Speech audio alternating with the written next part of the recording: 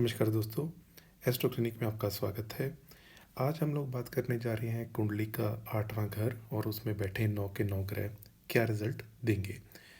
जो आप सामने दिख रहे हैं ये कालपुरुष की कुंडली है, यानी पहले घर में 1 नंबर राशि है, दूसरे नंबर में 2 नंबर राशि है। आपकी कुंडली में कोई और राशि भी हो सकती है, लेकिन बात हम 8वें घर की करेंगे जो आपकी कुंडली में ये वाला घर बनेगा। दोस्तों, अगर आप डायरेक्टली इस वीडियो पे आ गए हैं तो मेरी आपसे रिक्वेस्ट है कि आप एक एक करके सारे वीडियोस देखिए, ताकि जो बातें मैं बोलूँगा वो आपको इजीली समझ में आ जाएं। और कुछ चीज़ें मैं रिपीट नहीं करूँगा कि कौन से ग्रह की कौन सी राशि है और कहाँ उच्च नीच के होते हैं और उनका आपस में क्या रिलेशनशिप है। ये चीज़ें मैं पहले बता चुका हूँ, तो आप अगर रेगुलरली ये चैनल देख रहे हैं तो आपको उम्मीद है पता ही होगा। दोस्तों, पहले बात करते हैं 8वें घर के कारक। 8वें घर के कारक होते हैं शनिदेव, जिनको कर्म पे अधिकार दिया गया है, जो कर्म फलदाता हैं, यानी फल भी जो हम लेते हैं वो कर्म की वजह से ही करते हैं। जो जीवन में जो भी दुख आते हैं, वियोग आते हैं, शनि उनके कारक हैं। तो 8वां घर क्या है? ये एक तरीके का गुप्त स्थान है, यानी इसे हमें इसके बारे में पता नहीं है, या ये कह सकते हैं कि ये ज़मीन के अंदर की जगह है जिसे हम भूलोक कहते हैं। तो एक तरीके से 8वां घर काफ़ी इंटरेस्टिंग हो जाता है। तो मोटा मोटा हम इसे क्या देखेंगे, एक तो किसी इंसान की आयु यानी उसकी लाइफ, हम उसके इन लॉज जैसे mother in law, father in law, जो भी ससुराल पक्ष है वो यहाँ से देखेंगे। इंसान जो भी स्ट्रगल करेगा, यानी कोई भी काम करने में कोई अड़चन आ गई, स्ट्रगल आ गई, वो यहाँ से देखा जाएगा।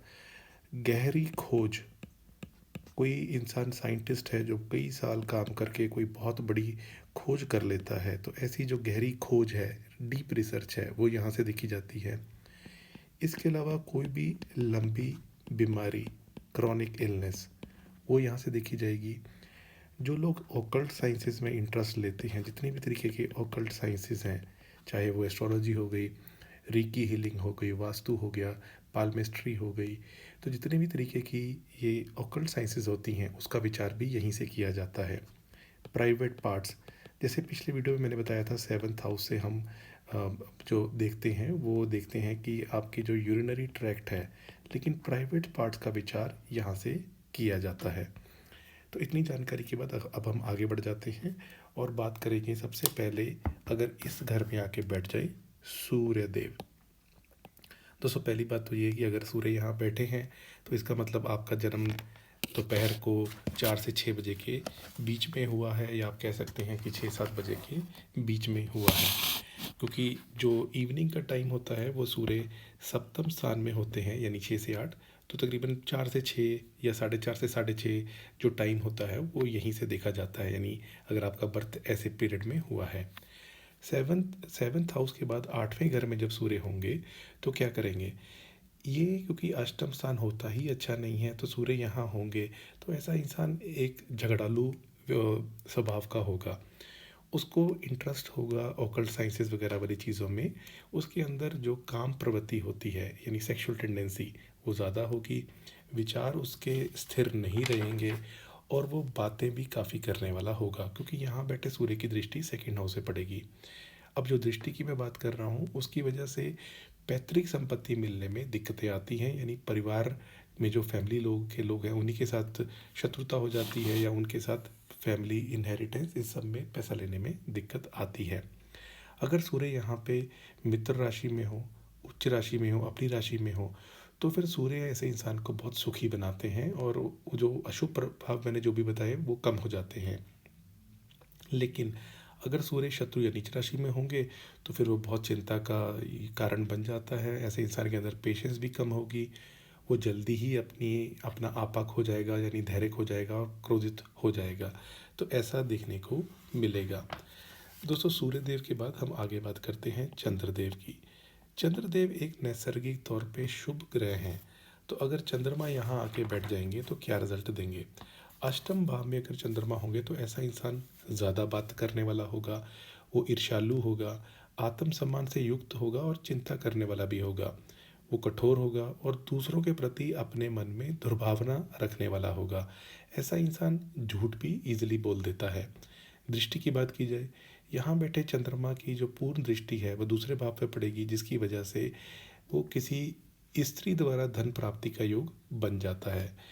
और इसके अलावा अगर हम देखें तो उसे पारिवारिक सुख भी मिल जाता है, क्योंकि एक चंद्रमा एक शुभ ग्रह है, सेकंड हाउस को देखेंगे तो परिवार का सुख मिलेगा ही मिलेगा। और उसके परिवार के लोग भी काफ़ी होते हैं, और यानी बड़े परिवार में उसका जन्म होता है।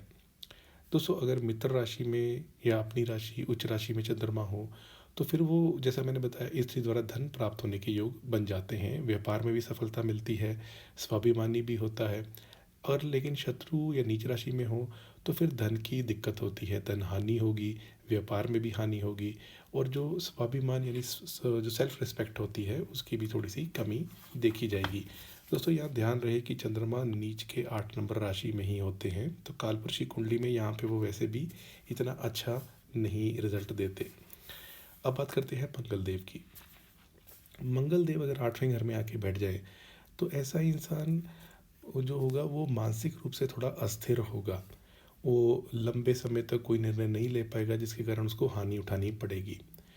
और इसके अलावा अगर हम दृष्टि की बात करें तो मंगल देव की 3 दृष्टियाँ होती हैं, चौथी, 7वीं और 8वीं। मंगल की जो 7th आस्पेक्ट है वो सेकंड हाउस की पे पड़ेगी, जिसकी वजह से धन में कमी आ जाएगी, उसे चिंता रहेगी हमेशा धन को बचाने की, पारिवारिक सुख में भी कमी आएगा। और अगर हम देखें जो 4th आस्पेक्ट होगी वो पड़ेगी 11th हाउस से, जिस वजह से ऐसे इंसान को भूमि संबंधित कार्यों में सफलता मिल जाएगी, यानी उसके लिए अच्छा है। और अगर हम 8th आस्पेक्ट की बात करें तो वो पड़ेगी 3rd हाउस पे, जिसकी वजह से ऐसा इंसान पराक्रमी भी होगा और साहसी भी होगा, क्योंकि ये इनका कारक स्थान है 3rd हाउस मंगल के लिए। अब मंगल अगर यहाँ पे अपनी राशि में हो, उत्तर उच्च राशि में हो, मित्र राशि में हो, तो फिर इनके जो नेगेटिव रिजल्ट हैं वो बहुत कम हो जाएंगे। दुर्घटना से मृत्यु नहीं होगी, लेकिन कई बार ईश्वरीय कृपा से ऐसा इंसान बच जाएगा। अगर मित्र राशि में मंगल के प्रभाव से ऐसा इंसान परिश्रमी यानी मेहनती भी होगा, लेकिन अगर मंगल शत्रु या नीच राशि में हो तो फिर दंगों में फंस जाना, लड़ाई झगड़े में फंस जाना, वाहन दुर्घटना हो जाना, आग लग जाना, या कई तरीके के इतने कष्ट हो सकते हैं। तो ऐसे इंसान को फिर अग्नि भय भी रहेगा, जैसे कई बार घर में आग लगी या कुछ हो गया तो ऐसी भी स्थिति बन सकती है। दोस्तों, मंगल कालपुरुषी कुंडली में इनका अपना ही घर है, तो यहाँ बैठते हैं तो कुछ पॉजिटिव भी देते हैं और कुछ नेगेटिव भी हो सकता है। मंगल देव को हमने स्टडी कर लिया, अब आते हैं आगे बुध देव पे। अब बुध देव जो है एक नैसर्गिक तौर पे शुभ ग्रह हैं, ये इकलौते ऐसे ग्रह हैं जो अपनी ही राशि में उच्च के होते हैं, बाकी सब ग्रह कहीं और जाके उच्च के होते हैं। तो अगर 8वें घर में बुध आके बैठ जाएंगे, जैसे मैंने अभी जो मुझे याद आ रहा है अमिताभ बच्चन जी के केस में मैंने उनका चार्ट बनाया था, उनके 8वें घर के मालिक बुध हैं और खुद वहाँ बैठे हैं। तो अगर बुध यहाँ बैठे होंगे तो ऐसा इंसान स्वभाव से अभिमानी होगा, मानसिक संताप रखने वाला होगा और धार्मिक कार्यों में रुचि रखने वाला होगा। ऐसे इंसान की मेमोरी पावर बहुत अच्छी होती है, बलवान होगा, गंभीर होगा और फैमिली के साथ रहने वाला होगा। अब बुध देव की तो एक ही दृष्टि है, सेकंड हाउस से पड़ेगी, तो इस वजह से उसे कई कई स्थानों से यानी अन्य स्थान से धन प्राप्ति के योग बन जाते हैं। बुध क्योंकि बिजनेस के कारक है तो कहीं ना कहीं से इंसान धन इकट्ठा जरूर कर लेता है। अब बुध अगर मित्र राशि में हो, अपनी राशि में हो, तो ऐसे इंसान को फिर बुद्धि अच्छी मिलती है, उसकी ईश्वर के प्रति श्रद्धा होती है, उसके फैमिली के लोगों के साथ भी उसके अच्छे रिलेशंस होते हैं। लेकिन अगर शत्रु या नीच राशि में हो तो फिर ऐसे इंसान को मानसिक चिंताएं होंगी, शारीरिक कष्ट होगा और स्वभाव भी थोड़ा झगड़ालू होगा। अगर शत्रु राशि में हो बुध, जिसकी हम बात कर रहे हैं, तो फिर मानसिक रोग भी हो सकते हैं, क्योंकि बुध बुद्धि के कारक हैं। दोस्तों, अब बात करेंगे बृहस्पति देव की। बृहस्पति देव नैसर्गिक तौर पे सबसे ज़्यादा शुभ ग्रह हैं। ये अगर आके बैठ जाएंगे 8वें घर में तो ऐसा इंसान लोभी होगा, ईर्ष्यालु होगा और उदास रहने वाला होगा। वो अपने मन मर्जी के कार्य करेगा और यही जो इंडिपेंडेंस है वही उसके कष्टों का कारण बनेगी। उसकी बुद्धि भी अस्थिर होगी और उचित अनुचित का उसे भेद नहीं होगा। अगर हम दृष्टि की बात करें तो इनकी 3 दृष्टि हैं, 5वीं, 7वीं और 9वीं। जो 7th आस्पेक्ट होगी ये पड़ेगी सेकंड हाउस के ऊपर। इसकी वजह से ऐसा इंसान जो पिता के द्वारा इकट्ठा या पेरेंट्स की तरह इकट्ठा धन होता है उस धन का नाश करता है, यानी वो जो खुद पैसा इकट्ठा करता है वो उससे सुख प्राप्त करता है। अगर हम 5th आस्पेक्ट की बात करें तो 12th हाउस पे पड़ेगी, तो ऐसा इंसान जो खर्चे करेगा वो धार्मिक या उन चीज़ों पे ज़्यादा खर्चा करेगा। और इनकी जो नाइन्थ एस्पेक्ट है वो फोर्थ हाउस से पड़ेगी, जिसकी वजह से ऐसे इंसान के भूमि, भवन एवं वाहन का सुख अच्छा खासा प्राप्त होगा। अब अगर यही बृहस्पति अपनी राशि में हो, मित्र राशि में हो, उच्च राशि में हो, तो ऐसे इंसान को फिर धन का लाभ ज़रूर होता है। वो हेल्थ अच्छी रहेगी, मेहनती होगा, पढ़ने लिखने में अच्छा होगा, और जो वेद हैं, जो भी ऐसी चीज़ें हैं, जो एस्ट्रोलॉजी, जो ऑकल्ट साइंसेज, उसके प्रति उसकी काफ़ी इंटरेस्ट होगा।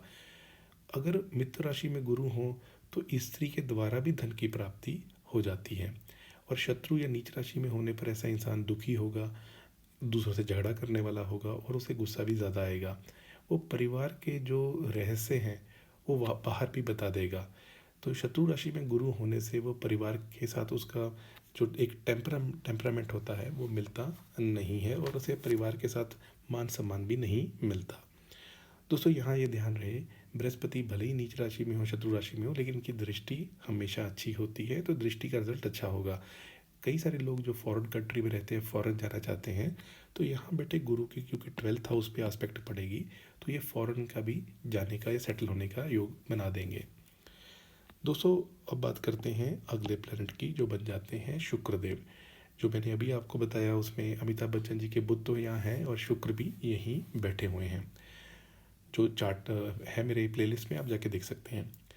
दोस्तों अगर यहाँ पे शुक्रदेव बैठे होंगे अष्टम स्थान में, तो ऐसा इंसान की थोड़ी जो सेक्सुअल टेंडेंसी या अर्ज होती है वो ज़्यादा होती है। जैसे हम कहते हैं कि काम भावना थोड़ी ज़्यादा होती है, और ऐसे इंसान को गुप्त कार्य करने में भी इंटरेस्ट होता है। वो आलसी होगा लेकिन फेमस एकदम से हो जाएगा। प्रेम संबंधों में ऐसे इंसान को सफलता प्राप्त नहीं होती, और उसकी जो रुचि है वो आध्यात्म, तंत्र मंत्र, गुप्त विद्या, मंदिर या इन सब चीज़ों में उसकी काफ़ी रुचि रहती है। अगर हम दृष्टि की बात करें तो शुक्रदेव की तो एक ही दृष्टि है, सेकेंड हाउस में पड़ेगी, जिसकी वजह से ऐसे इंसान को परिवार का भी सुख मिलता है और धन भी मिलता है। ऐसा इंसान क्रोधी होगा और कभी कभार निर्दयी भी होगा, ऐसा भी देखा गया है।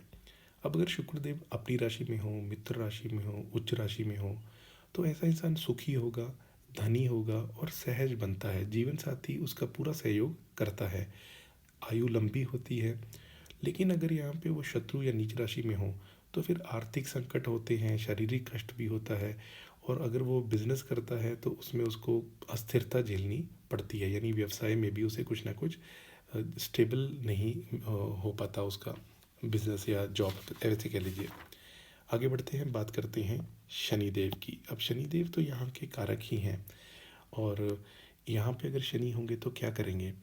8th हाउस में अगर शनि होंगे तो ऐसा इंसान को थोड़ी हेल्थ प्रॉब्लम देंगे, धन की कमी करेंगे, मेहनती इंसान ज़्यादा होगा, उदासीन होगा, और वो कपटी भी होगा और बोल देगा भी ज़्यादा, थोड़ा डरपोक टाइप का भी होगा, लेकिन विद्वान भी होगा।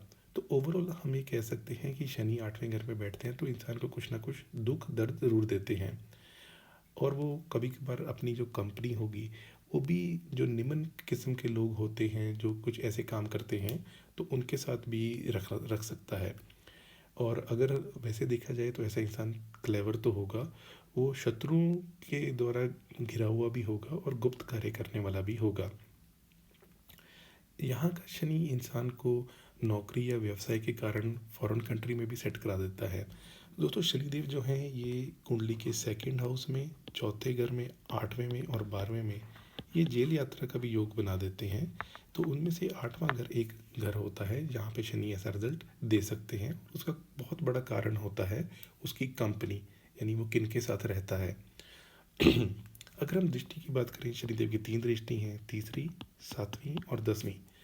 तो जो 7th एस्पेक्ट सेकंड हाउस में पड़ेगी, तो इसलिए जो पैसा वो इकट्ठा करेगा उसमें दिक्कत आएगी, यानी कष्ट होगा पैसा इकट्ठा करने में। जॉब होगी लेकिन उसमें भी दिक्कतें आएंगी। अगर वो सर्विस कर रहा करेगा तो प्रमोशन देरी से होगी, धन इकट्ठा नहीं कर पाएगा। जो फैमिली लाइफ है उसमें भी उसको थोड़ी न्यूनता या कमी देखी जाएगी। पढ़ाई लिखाई करेगा तो वहाँ पर भी रुकावट आएगी। अगर हम थर्ड एस्पेक्ट की बात करें तो वो पड़ेगी 10th हाउस पे, तो जो पिता का सुख है उसमें उसे कमी देखने को मिलेगी। उसे जो जो भी गवर्नमेंट की तरफ से सुख मिलना चाहिए, मान सम्मान मिलना चाहिए, उसके लिए उसको काफ़ी ज़्यादा संघर्ष करना पड़ेगा। वो इवन जॉब करने में थोड़ा आलसी भी होगा, यानी थोड़ी आलस भी दिखाएगा। और अगर 10th एस्पेक्ट की बात करें तो 5th हाउस पे पड़ेगी, जिसकी वजह से पढ़ाई में रुकावट आएगी और संतान भी विलंब से होगी। अब अगर यहाँ पे शनि मित्र राशि में बैठे हों तो मित्र राशि में बैठने की वजह से उसकी उनके मित्र तो होंगे लेकिन दीर्घायु अवश्य होगा, यानी शनि आयु लंबी कर देते हैं। सामान्य तौर पे कहा जाता है कि अगर अष्टम स्थान में शनि हो तो आयु लंबी कर देते हैं लेकिन काम कोई समय पे नहीं करने देते, यानी ऐसे इंसान को फल तब मिलता है जब उसे लगता है अब इसकी ज़रूरत ही नहीं है। तो इसलिए शनि ऐसा रिजल्ट देते हैं। और फर्स्ट हाफ ज़्यादातर ये ज़्यादा प्रभावित करते हैं, सेकेंड हाफ लाइफ का थोड़ा ज़्यादा अच्छा करते हैं। ऐसा इंसान अगर व्यवसाय करेगा तो उसे धन संतान पक्ष में संतोष प्राप्त नहीं होगा और अशुभ होने पे वो अपने माता पिता ही उसका तिरस्कार कर देंगे। यानी अगर किसी के 8वें घर में एग्जाम्पल, अगर किसी के 8वें घर में शनि है और 10th हाउस में चंद्रमा और सूर्य दोनों हैं, एग्जाम्पल ये जो मैं दे रहा हूँ इसमें अमावस दोष बन गया 10th हाउस में, तो ऐसा इंसान के जो पेरेंट्स है उसे पैदा होने के कुछ महीनों के अंदर ही उसको डोनेट कर देते हैं, किसी रिश्तेदार को दे देते हैं, तो उसका तिरस्कार कर देते हैं क्योंकि दोनों माता पिता चंद्रमा सूर्य दोनों पे शनि की दृष्टि 8वें घर से पड़ रही है। तो ऐसा भी देखा गया है। तो अब आगे बढ़ते हैं दोस्तों। अब आप बात करेंगे जो राहुदेव की। राहुदेव जो मायावी राहुदेव हैं, ये अगर 8वें भाव में होंगे तो क्या देंगे। 8वें घर के राहु यूजली ये देखा गया है कि वो अशुभ होते हैं, लेकिन जो मानसिक अवस्था है उसके लिए हानिकारक भी होते हैं स्पेशली। यानी अगर शरीर अच्छा भी होगा तो कुछ गुप्त रोग ज़रूर होंगे, पेट संबंधित रोग भी होंगे, मानसिक संबंधित रोग भी होंगे, कुछ ना कुछ स्ट्रेस टेंशन दिए रहते हैं। दृष्टि सेकेंड हाउस की पे पड़ेगी जिसकी वजह से अपने परिवार से ही झगड़ा होगा, लेगेसी पैसा मिलने में दिक्कत होगी। अगर पैसा मिल भी गया तो वो पैसा इंसान खर्च करके उड़ा देगा। ऐसे इंसान को जो जो लोग मर जाते हैं उनके उत्तराधिकार से धन भवन प्राप्त होते हैं, यानी पहले नहीं था लेकिन कोई मर गया उसके बाद उनको वो मिल गया। अगर हम कहें कि मित्र या उच्च राशि में राहु होंगे, क्योंकि इनकी अपनी राशि तो है नहीं, तो ऐसे इंसान को ये पेशेंस देंगे, धन भी दिलाएंगे, इंटेलिजेंट भी बनाएंगे और वो अचानक से उसको धन प्राप्त होने का योग भी बनेगा। लेकिन अगर राहु शत्रु राशि में हो, नीच राशि में हो, तो फिर जो जीवन है वो काफ़ी कष्ट वाला बीतेगा और उसे गलत तरीके से पैसा इकट्ठे करने की कोशिश करेगा, जिसकी वजह से उसे जेल यात्रा का भी योग करना पड़ सकता है। दोस्तों, जेल यात्रा के लिए जैसे मैंने आपको बताया, राहु के अलावा शनि भी यहाँ हो तो जेल यात्रा का योग बना देते हैं।